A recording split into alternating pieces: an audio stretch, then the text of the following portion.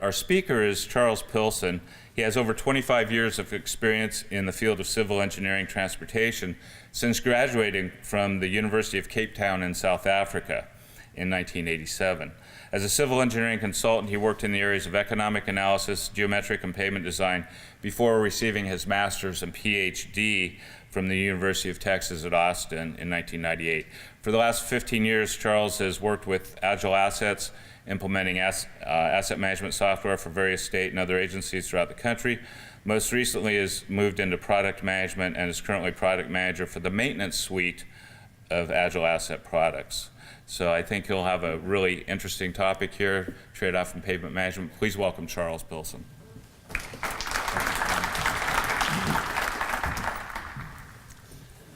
Good afternoon. As Sui said, thanks very much for you guys for being here late on a Thursday. So very nice to see some faces down in the crowd there. So as Steve said, Charles Pilson, and I'm going to be giving a little bit of a plug for essentially incorporating pavement preservation into pavement management at the end of the day, and just really going to show you a little bit of data that we have kind of produced internally. Some of you folks might know Eric Perone and CMAX Salmanjad. They actually put together some really interesting data that I just want to share with you today. So starting out though, just to give you some background, we've all seen the standard graph, right? The classic graph where you've got your preservation at the top, where your road is in relatively good condition, you want to be doing preservation treatments. As it slides down the curve, or if you let it go down the curve, let's put it that way, you might need to start looking at some more sort of rehabilitation type actions.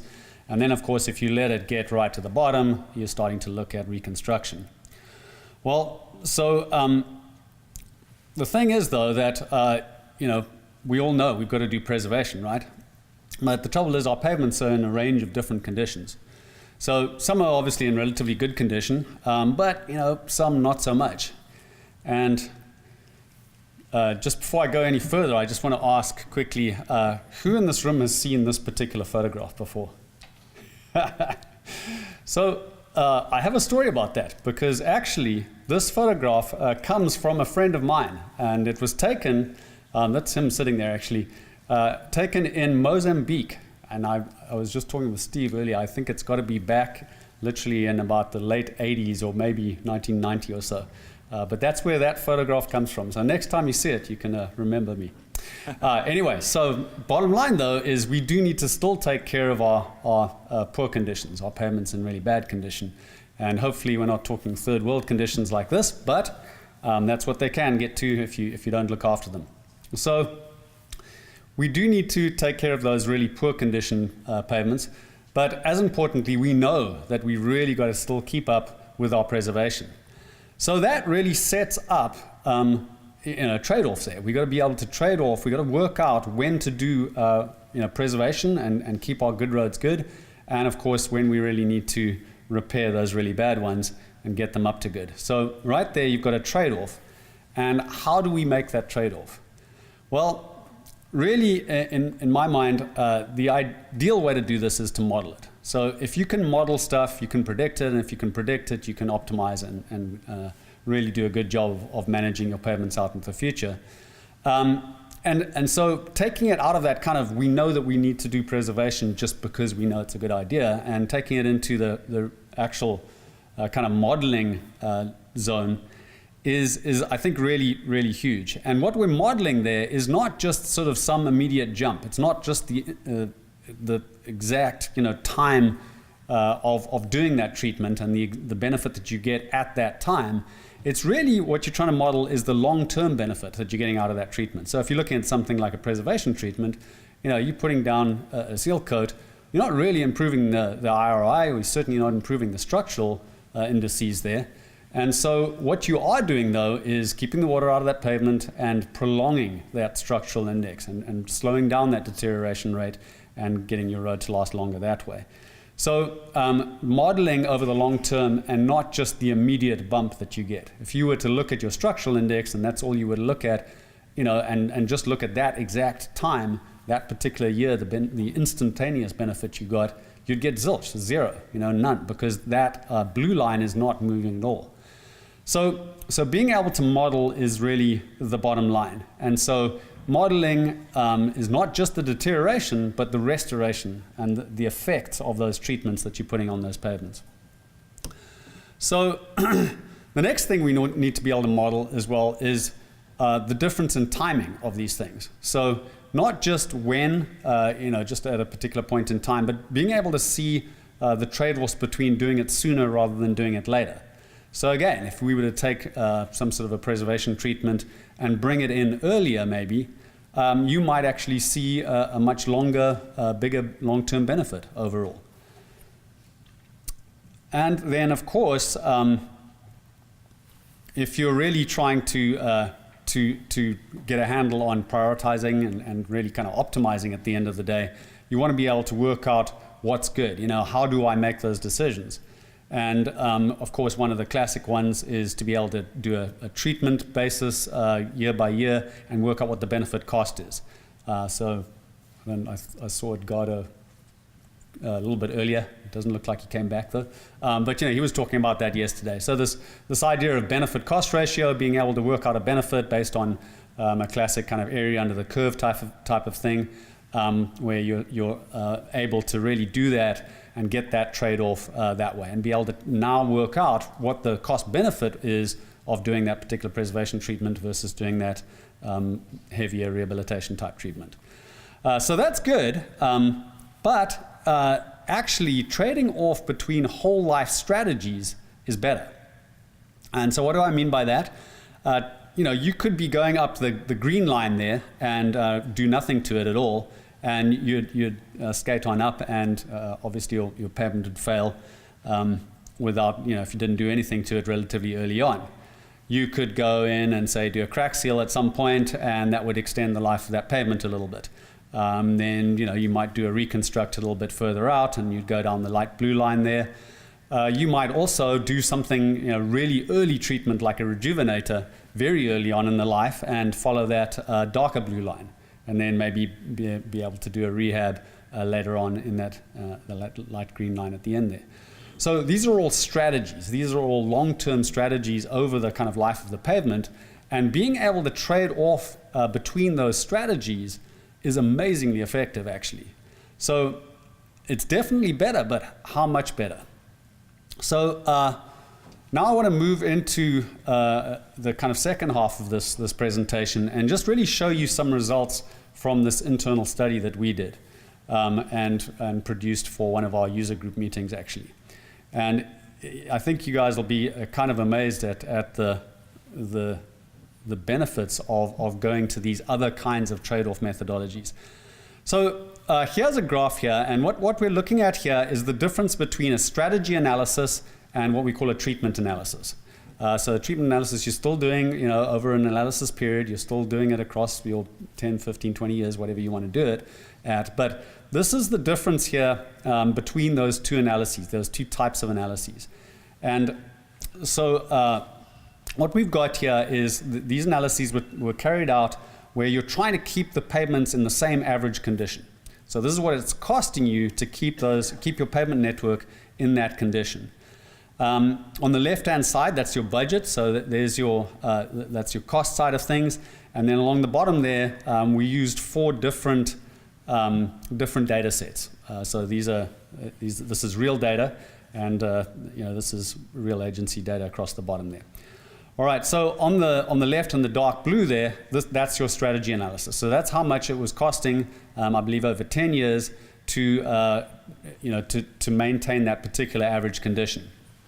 The sort of red hatched bars there, just next to the blue ones, those were what it was costing you to maintain the pavement network at that same condition for treatment analysis, for the traditional way of doing a lot of the pavement management stuff. And then on the green there, that green bar, that was the difference. That was the cost difference between the two. So you can see in the two left-hand data sets, they're obviously quite large. So there's a lot of money, a lot of difference there. It's not so obvious in the right-hand two, but actually, if you look at the right-hand, the secondary axis on the right there, that's actually showing the percentage difference. So that purple line there is the percentage difference in between those two types of analysis. And those numbers are absolutely astounding. So that percentage difference is between 20 and 25%.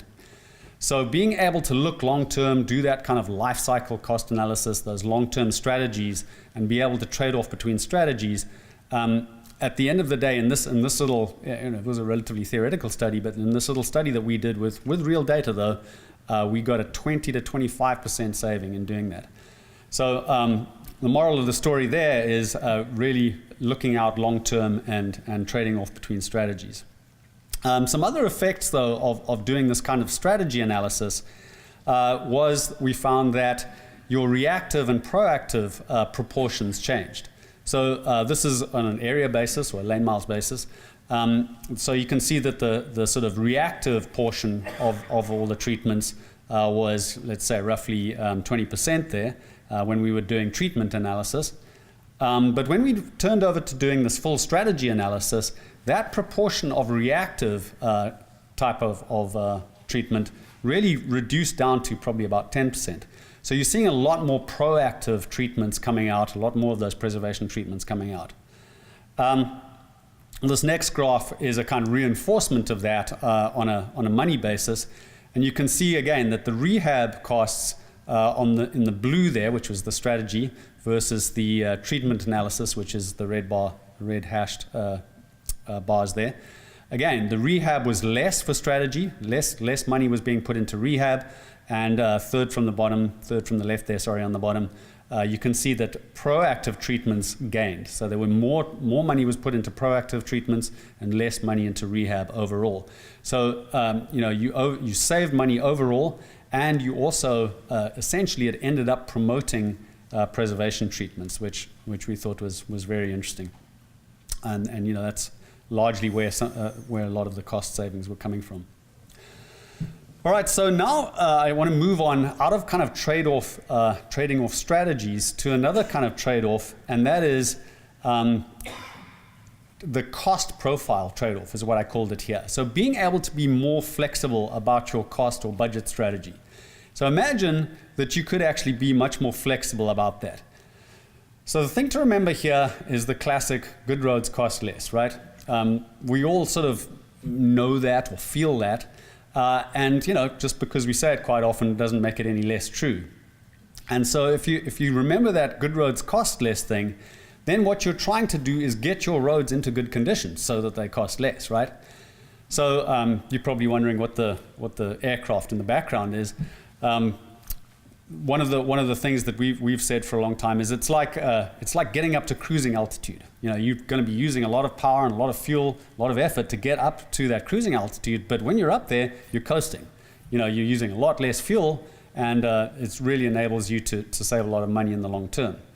So if you're looking at the budget profile that you want to get out of that, you're probably looking at a big bump in the beginning. You're looking at if you could do it this way, if you could go out and get a bond, say, and get some of your not so good roads up into good condition, you'd want to see that kind of green profile there for your deterioration, knock that deterioration right down, and that would result in that kind of blue profile there in terms of budget. So being able to get rid of essentially the backlog, right? Because that's your classic backlog. So again, by being able to model all this stuff and do these exercises using these big data sets of ours, we kind of worked out what the effect of that would be. So if you could be more flexible with your cost profile, if you like, your budget profile, then let's see what that would save you overall. And again, the numbers to me were absolutely astounding. So on the top left there, the bullet point there, and in the blue bars there, you've got your sort of even or continuous budget. So we modeled the idea that you'd have a continuous sort of even budget plus or minus 20%. So it's not exactly 100% the same every year.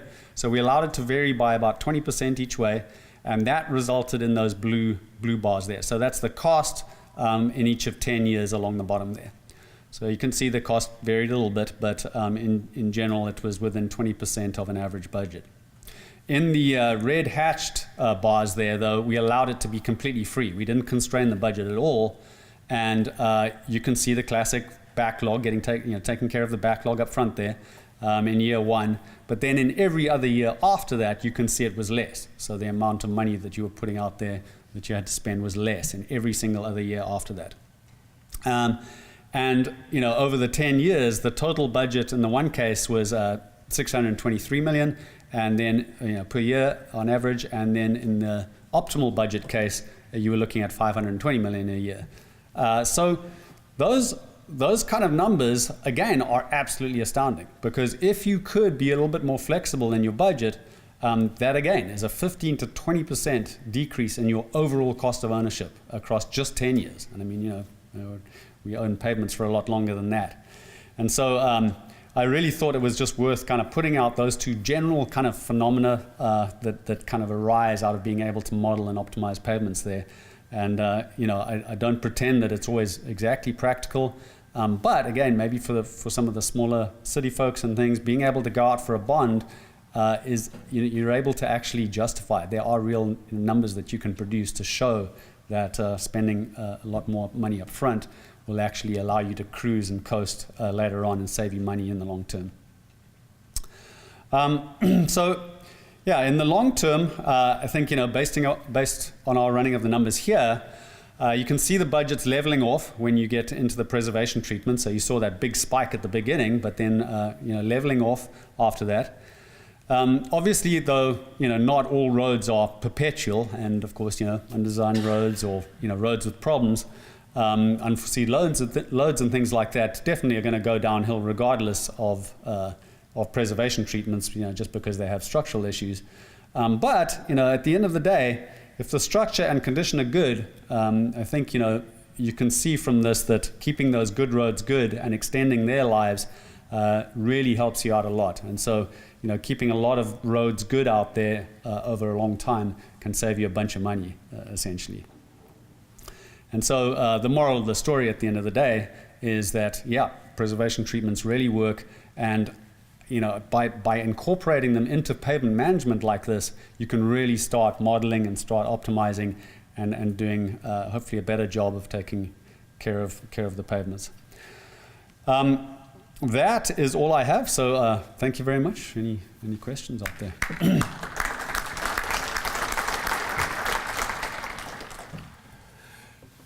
People have questions? Yes, go ahead. Right. Yeah, so the question was, are we targeting a particular condition? And yes, that is true. It's the same kind of analysis where we set a particular condition and then worked out what kind of funding you would need to maintain that overall condition. Did you try running the analysis longer term, like 20, 30, 40, 50 years? The question was, did we try running it over a longer term, 40 or 50 years? I don't believe in this particular little study we did, but I think that's definitely an interesting one, and I would expect it to continue, but you're right. Obviously, pavements don't last forever, so it'd probably tail off a little bit. Other questions? I guess not. Thank you. I loved your presentation. It was really good. Thank you.